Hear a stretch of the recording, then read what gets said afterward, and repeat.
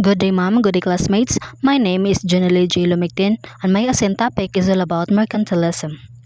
So, what is mercantilism?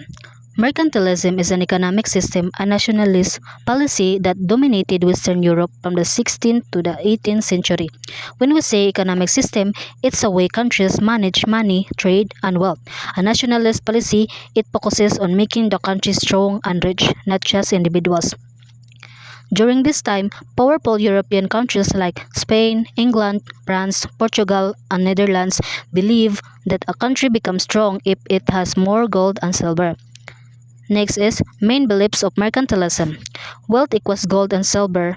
Before, money was made of gold and silver coins per month. So they believe the more gold and silver a country has, the richer and more powerful it is.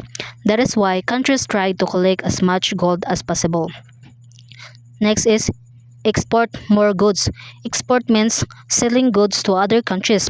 Mercantilists believe sell more goods to other countries to earn gold. Next is import less goods. Import means buying goods from other countries. So if a country imports too much, goods goes out of the country becomes poorer. So mercantilists wanted to reduce imports, add higher taxes or tariffs on foreign goods. Next is government controls trade.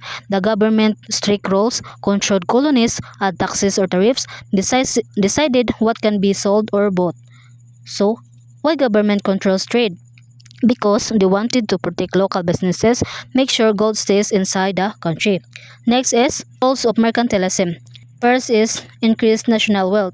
So, the more export, more gold and richer country. Second is increased national power. So, more money, the stronger and powerful the government is.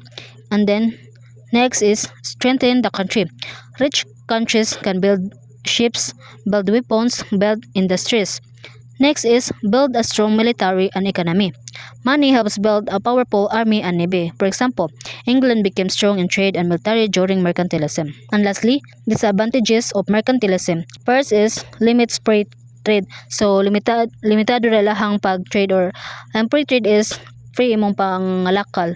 Pero in mercantilism, daghag taxes o daghang strict rules. This made trade harder. Next is high taxes and strict rules, imported goods and high taxes.